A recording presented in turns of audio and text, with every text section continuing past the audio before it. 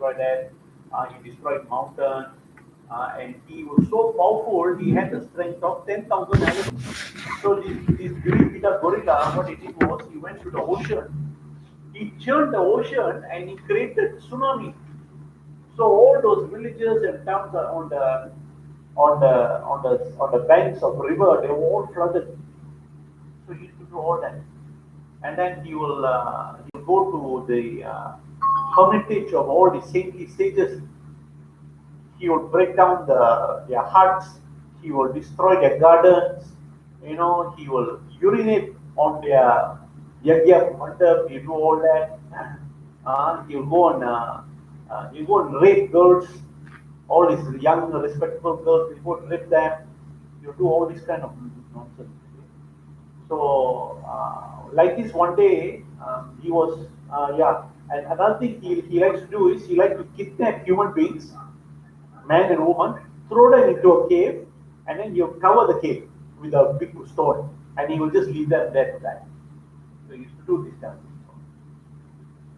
So one day, what happened was this Divivida was going around, so he came to the region of this Raivata mountain.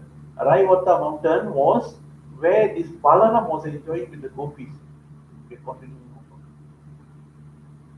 So when this Divivida gorilla, he saw Lord Balaram, he was mesmerized by Balaram's beauty. Balaram is very beautiful, very handsome, very chivalrous. So Balaram was enjoying with the gopis, and he was singing to the gopis. Balaram was singing to the gopis, the girls. And Balaram seemed he was a bit drunk because that time he was drinking this liquor called Baruni. It's the sap that came out from the tree. The goddess in charge of Baruni is the daughter of Varuna. So Balaram was also a bit drunk, and he was enjoying with that. So this Dvivida gorilla saw Balaram, and he was so mesmerized at the beauty of Balaram, and also the beauty of the gopis. He saw Balaram lotus eyes, sharp features, his square jaw, his big shoulders. He was tall and he was very fair. He was he was wearing a blue dhoti and he was having a garland of manati flowers. So Dvivida was just looking and he was mesmerized. And at the same time, also his plan was to disturb. His plan here there. So he was jumping from tree to tree, tree to tree, and he was making a lot of noise. He was shaking the branches because he wanted to disturb Lord Balaram's mode of enjoyment. So when Balaram saw, I said, "What is this monkey doing? Simply disturbing." So this Dvivida, he came and he came towards the gopis and he started making faces to them. You know how monkeys. I don't know if you think. Uh, Over here, our monkeys all very well behaved. You want really naughty monkeys, please go to Vrindavan. Vrindavan monkeys are very naughty. I've seen. They will come, they will make faces all. They will look at me, they will string me in the eye and they will make faces. I go, what is this? So this Dvivida was doing this also. He was making faces to the gopis and the gopis saying to the monkey what they want to do. They will laugh. These gopis will just laugh. These girls, they will laugh. And then what this Dvivida will do is he will do faces. He will make sounds, and then he will show his anus to the girls. His anus, he will show to them. When Balaram saw this, he got upset. Hey, what nonsense is this? And then this Dvivida will start to pull the dress of the girls. He will pull a lot Balaram's dress also.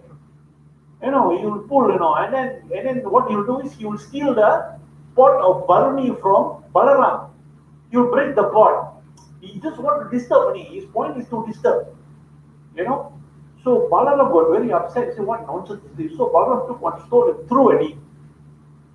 But he's so expert, he saw the stone coming and he avoided last minute just to show him. You want to throw stone at me? I also can play this game. Don't mind mine. So when Balaram saw this Dvivida tried to attack Balaram. So Balaram took his gada, knocked him on the head. He flew so far and his head was profusely bleeding. But he got up and he kept fighting. He pulled out a tree, one whole tree he pulled out, and he wanted to whack Balaram. Balaram took his gada, he just whacked the tree broke to pieces. So again, this Dvivida took another tree and he whacked, and Lord Balaram broke it to tiny pieces. And he took another tree, and another tree, another tree, another tree, until there was no more trees. Then this Dvivida took stone boulders and he started throwing at Lord Balaram. Balaram just take his gada and he was smashing like baseball, no? How so tilting like that. But this Lord Balaram was just having a good time. He was smashing until there was no more boulder left. Then this Dvivida decided to attack with his hand. He came with his hand. He came to Balaram and he hit Balaram on the chest. Balaram looked at him and said, "Oh, this is too much already." So, because he came to fight without any weapon, Balaram had gada and had plow with him. Balaram put down the gada, the plow, and he fought with him with his hand. So, what Lord Balaram did was, he hit him in the collarbone. The collarbone broke. This Dvivida vomit blood in it. Okay. So, when he died, the devas in the sky, they saw, oh, I say this one demon died already. Oh, very good. They started singing the song, they throwing flowers or Lord Balaram, is it? So this story is a very short story. That's where it ends. That's all. I told the story not even 10 minutes ago. But I had to do some research. In the purport, it is mentioned here that this Dvivida gorilla is the same Dvivida that fought for Lord Ramachandra in Dwarpa Yuga. In Treta Yuga. In Treta Yuga, there was one what they call general. He was one of the ministers of Maharaj Sugriv.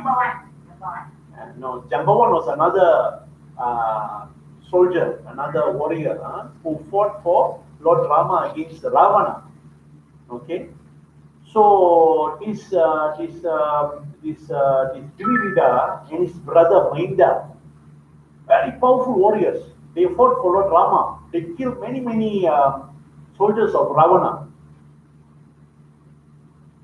And this is the same Dvivida. There is one mantra to glorify Lord Ramachandra. There is one mantra to glorify Lord Rama, whereby the name of Dvivida and his brothers' names are mentioned as worshipping deities of Lord Rama. So when you hear this, you'll be wondering, hey, what happened now? What happened here? This fellow is a devotee of Lord Rama. This Dvivida is a devotee of Lord Rama. What happened to him that he became like, so low class? Causing trouble, disturbing, innocent people, attacking Lord Balaram. What happened? So in the purport, it is explained here by Srila Jiva Goswami that this Dvivida, he was a very, very powerful warrior. He was a great devotee of Lord Rama. He fought for Lord Rama, but because of pride in himself, he loved Lord Rama, but he did not like Lakshmana. He criticized Lakshmana. He had a very antagonistic attitude towards Lakshmana. Because of that, Lakshmana was offended. He was offended. When Lord Ramachandra left the world, Lord Ramachandra told Jambavan, Hanuman, Dvivida, Mainda, Nala, Neela, and 3 other warriors, you will live forever on this earth. As long as Ramayana is being spoken in this world, you will still be here. You see? Just like Jambavan. When Lord Krishna fought with Jambavan, Jambavan did not know that the same Ramachandra and Krishna are the same. He didn't know. So same here also, this Dvivida did not know that Lord Balaram is not different from Lakshmana. He had problem with Lakshmana. The original expansion of Lakshmana is actually Balaram. He did not know this. So this Dvivida, he had he had difficulty with Lakshmana, and because of the offense, he committed offense of offending a pure devotee like Lakshmana. His bhakti was lost. His bhakti for Lord Rama lost. That's the reason why when there was no bhakti, he had no choice but to make friends with another most powerful person. And who was that? Baumasura, aka Naragasura. This Naragasura was also a very nice devotee actually, but because of bad association with Banasura, he became a demon. You see, not association, power of association is very, very powerful. Very, very powerful. So because of this bad association, this Dvivida became very envious of Lord Krishna. When Krishna, when he found out that Krishna killed his good friend, this Baumasura, he became very vengeful. Okay. The Acharyas, they explain that if you want to approach Lord Rama, you have to approach Lord Rama through his pure devotee, like Lakshmana. If you want to approach Chaitanya Mahaprabhu, you have to go through his pure devotee Nityananda Prabhu. Ah. If you want to approach Krishna, you have to go through Balaram. You have to go through Srimati Radharani. You have to go through the gopis. This is the system. This is how it works. Ah. Krishna, Lord Ramachandra and Chaitanya Mahaprabhu, they will not accept anybody who has not got the blessing of his pure devotee. Make sense? Just like a businessman, he's got employees under him, people that work under him, and he is thinking to himself, I've got one employee, he's been with me for a long time, same place, I want to promote him. So the businessman, using his intelligence, what he will do? He said, you think if I promote this one worker, what will happen to the rest? Others will work with him or not? Will he cause any problem or not?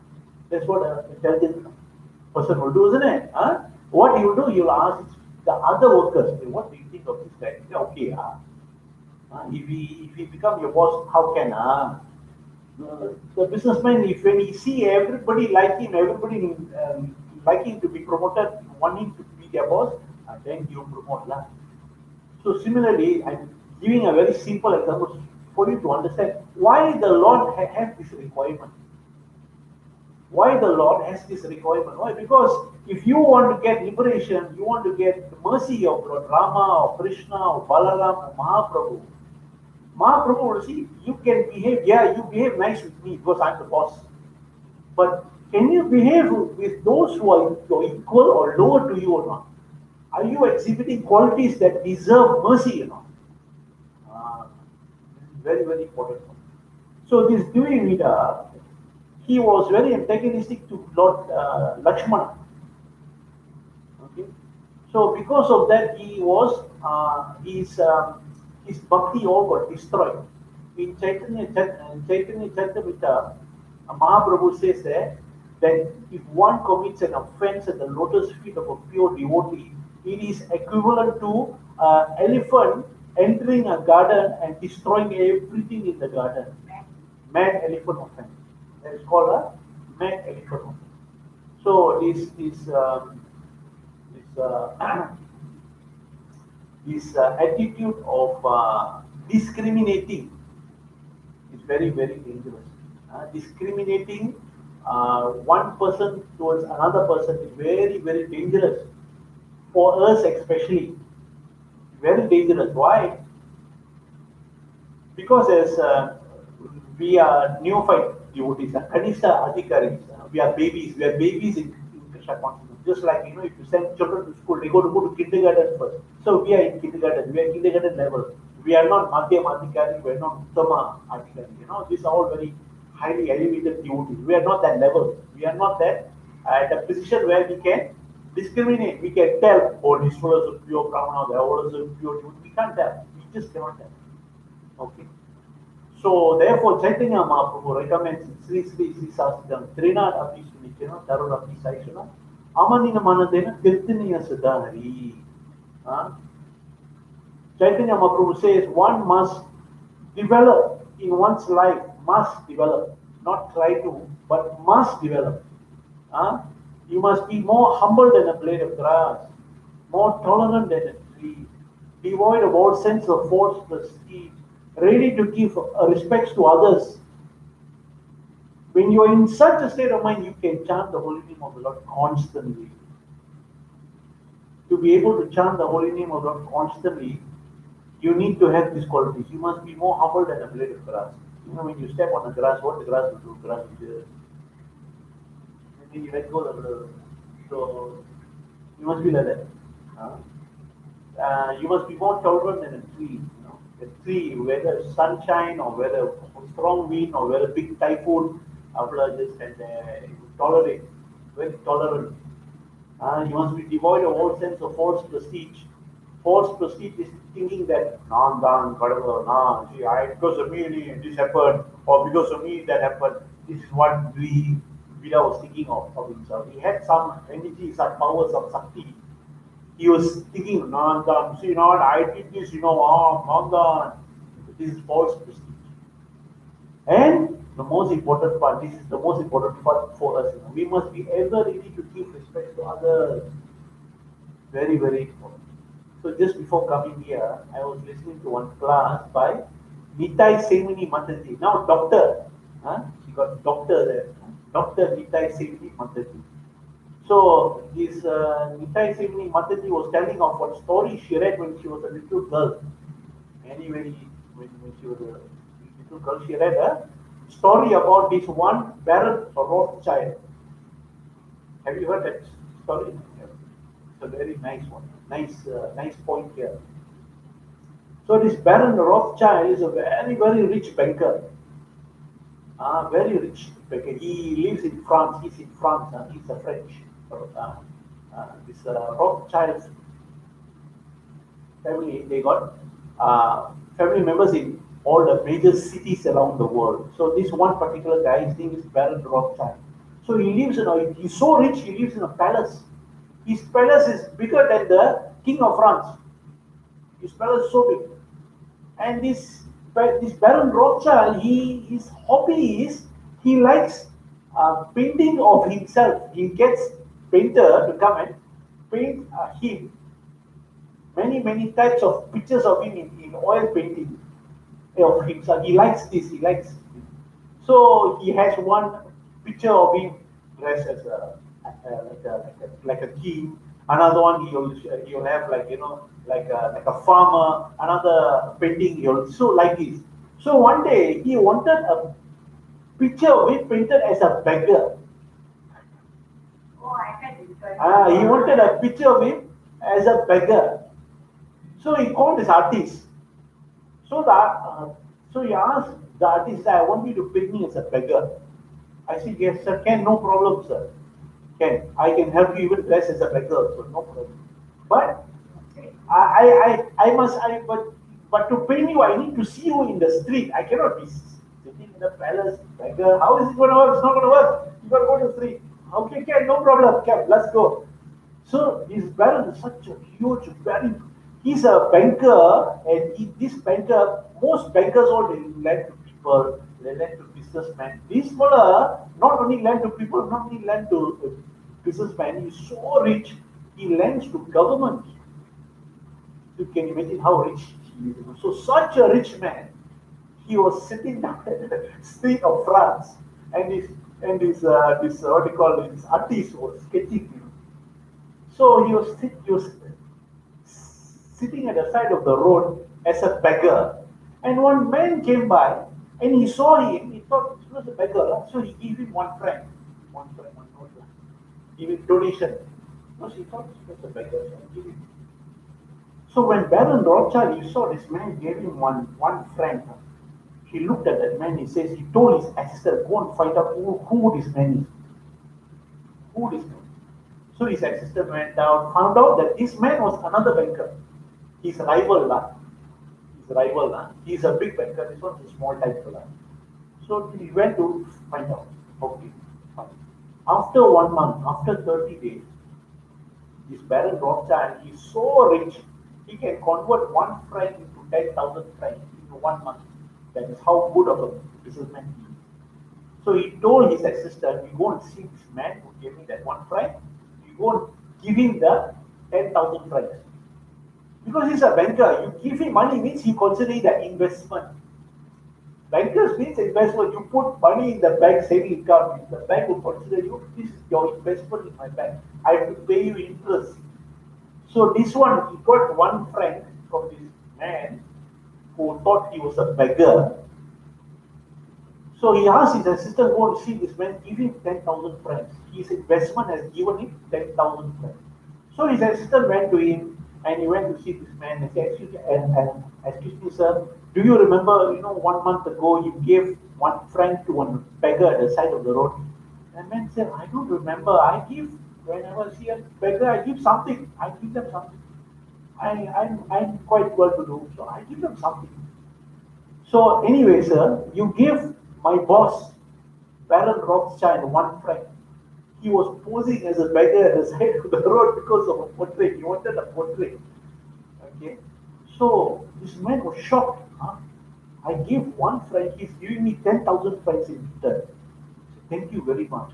So this story is a very nice story in the sense that the point that I was making, we must be ever ready to give respect to others. We must give Dandavat Pranam to everyone. Okay. So this story connects to one question when this Brahmananda, Srila Prabhupada's disciple, his name is Brahmananda. He's one of the earliest disciples of Srila Prabhupada. One day Brahmananda asked Srila Prabhupada, my dear Srila Prabhupada, sometimes I don't feel like giving you Dandavats. I don't feel like giving you Dandavats. So Srila Prabhupada replied to him, he said, whether you feel or you don't feel, just give. Just give Dandavats. And Brahmananda explained that when you give Dandavats to somebody, you give according to your capacity. But the person receiving the Dandavats Pranam, he will bless you according to his capacity. Just like that man that gave Baron Rothschild one franc, he gave donation according to his capacity. But you see the return he got. This Baron Rothschild is a very great businessman. He can afford to give this man a return from 1 franc in 30 days, 10,000 francs. So he gave in return 10,000 francs. So whenever you give officers, sometimes I'm thinking at the back of my mind, this is a very good example. I should know why? Because I'm turning a Dandavats into a business. That is not my intention. My intention here is to put a point across that we should always give respect to others. And when I say give respect to, not only Dandavats Pranam. Sometimes we must give respects in terms of being humble enough to forego our comforts and just follow the instruction of Guru. Like coming to class. On Sunday I saw so many people came. But Bagavatam class, nobody came. So, yeah, I know it's difficult. I know. There was time when class was going on here. I did not come also. I know what I'm talking about. So, there is a saying, how, what do you call? How uncomfortable are you willing to get to be successful?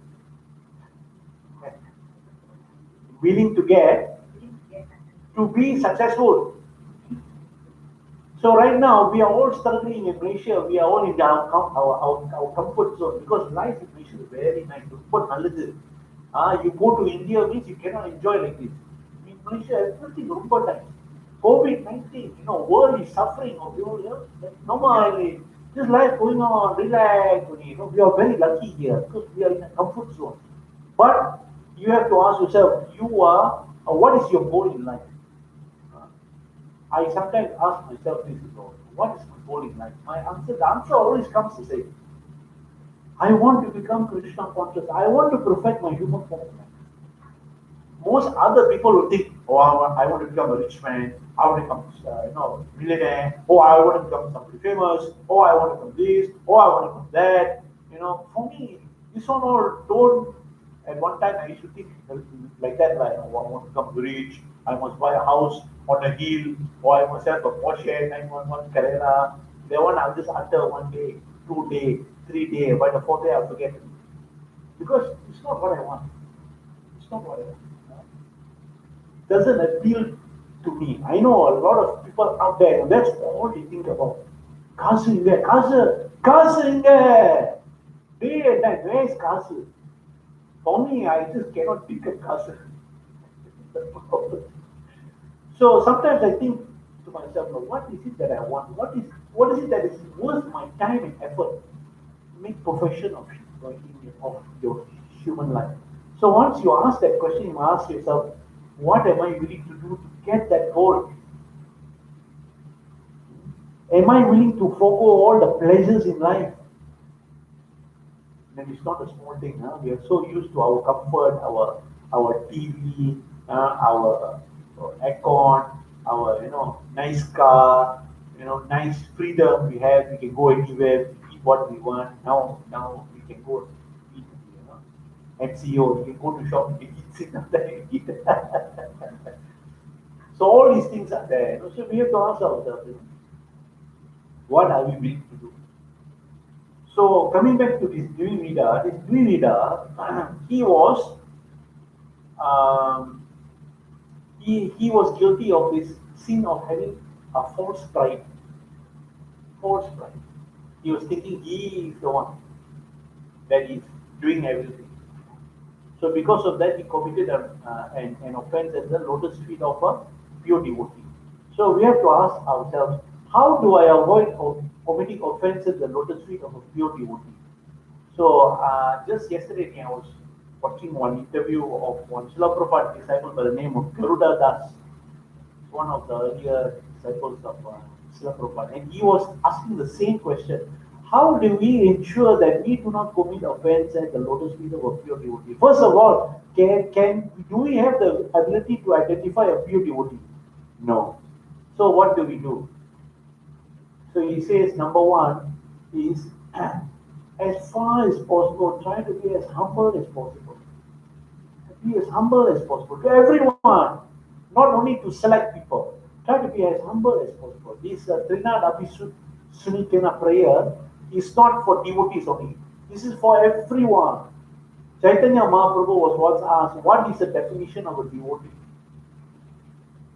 So Chaitanya Mahaprabhu answered, a devotee is somebody who chants Hare Krishna. Because this person asking, he was expecting, oh, this person must be a Uttama Adhikari, he must be renounced, he must, renounce the world. No. Chaitanya Mahaprabhu said, anybody who chants Hare Krishna. So when you meet somebody that say Hare Krishna to them, they reply back to you, Hare Krishna, that person is a devotee. So this is the standard of Chaitanya Mahaprabhu. So this Garuda Das, he says, what happens if you come across somebody that somehow or other, you just cross under your skin, you hate that person, you don't like that person.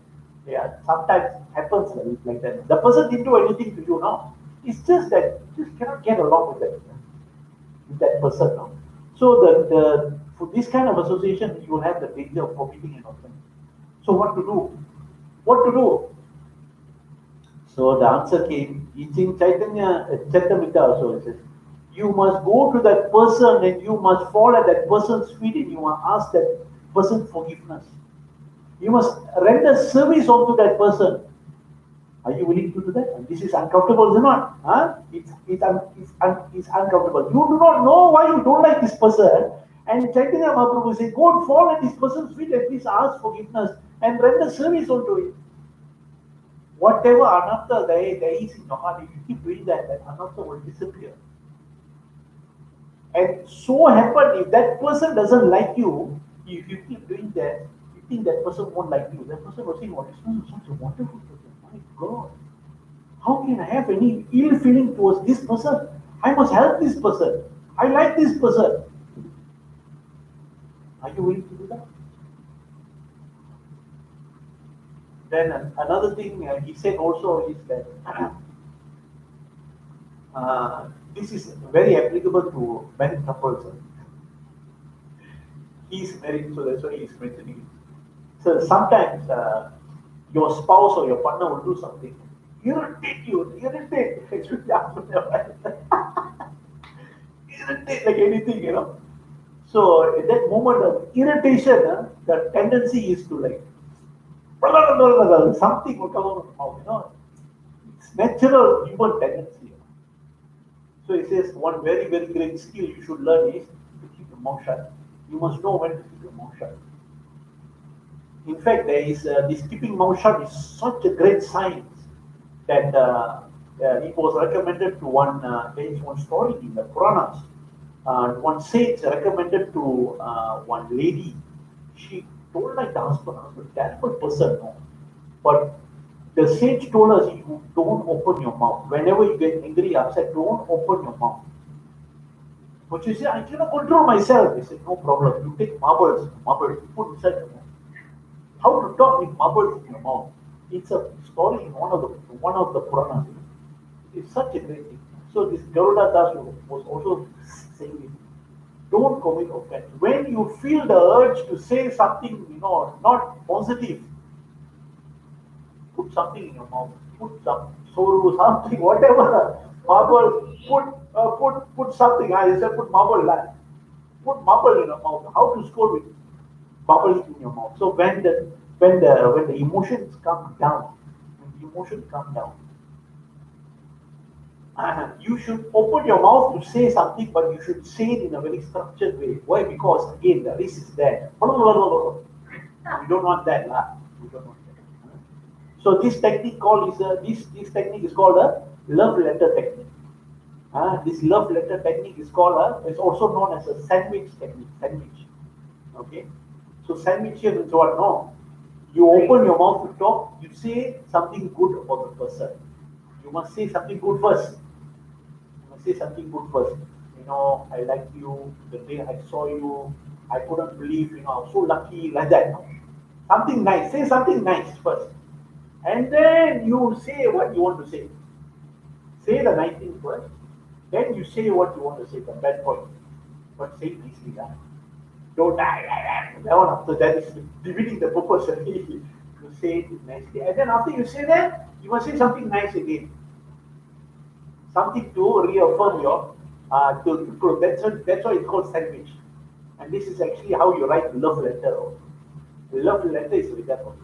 People think love letter is all, oh, I love you, are you, your face, your eyes look like a rose. No, that is stupid letter. That is not love letter, that's stupid letter. Love letters are actually meant for this. To convey a message to the person in such a way that the person will accept it. You're criticizing that person, but the person will accept it. Say that sandwich. Yeah. Guru Maharaj also says when you see somebody doing something wrong, don't point it out as if you are his authority. You can always ask questions. Prabhuji, don't mind if I can ask question. Prabhu, if you do like this, is it correct? Prabhu, it's okay to ask question. Not like that, isn't it? Can I do like that also? Something like that, isn't it? There is so many ways you can ask question. Okay. There's so many ways you can ask question. Don't say, Prabhu, you cannot do this, it's wrong. Who the hell are you to talk to him like that? You are not his authority. But you can ask question. You can ask, Prabhu, if I do like how you do, is it right? Prabhu, if another duty does like that, is it right? Just ask. It's all communication technique. So I was reading this chapter and I was thinking to myself, how does this apply to us? Because this Dvivida, he was committing offense. He committed offense in the first place. Because of that, he lost his bhakti. Because he lost his bhakti, he associated with demons. Because he associated with demons, he acquired qualities that of a demon. And his great fortune that he was a great devotee of Lord Ramachandra. Why? Because the offense was committed to Lakshmana, and the original expression of Lakshmana is Balaram, and Balaram is the one who killed him. When the Supreme Lord kills you or he blesses you, the ultimate result is the same, you get liberation. So it is explained here that these Dvivida and this Mainda, they are like giant lizards. They are eternal associates of the Supreme Lord. They come, they perform their activities. This chapter is to emphasize the the importance of number one, not committing offense, and for us neophyte devotees, I explained to you some techniques. Number one is to give respects, cultivate this trina apisuni chena, be as humble as a grain of grass, more tolerant and true, and devoid of all sense of false precedent. Give respect to others. Then you can chant the holy name of Lord constantly. Now, the reason why I spoke about the other technique asking questions is because most of the time we are with our partner. And if our partner is a devotee, we are committing offense also. You see? That's why I told you the marble in the mouth technique. Or you want to open your mouth and say, you talk the sandwich technique. So it's very, very important. That's the worst habit, the partner is the worst. Very, very tough. No, the fact of the matter is, in our Shastra, they got nothing good to say about Grihastha life. They got nothing good to say about Grihastha life, but there is one advantage to Grihastha life that is available only in Grihastha life, but not available in Brahmachari, not available in Vanaprastha, definitely not available in Sannyasa. That advantage is you have somebody that you can bounce off your ideas, somebody to keep you accountable. If you have a partner in life and you are trying to practice spiritual life, the other partner can be the coach, the other partner can be the mentor, the other partner can be the referee. So the husband can be the referee to the wife can be the referee to the husband. These advantages only available in Grihastha life. Because your partner knows you better than anyone else.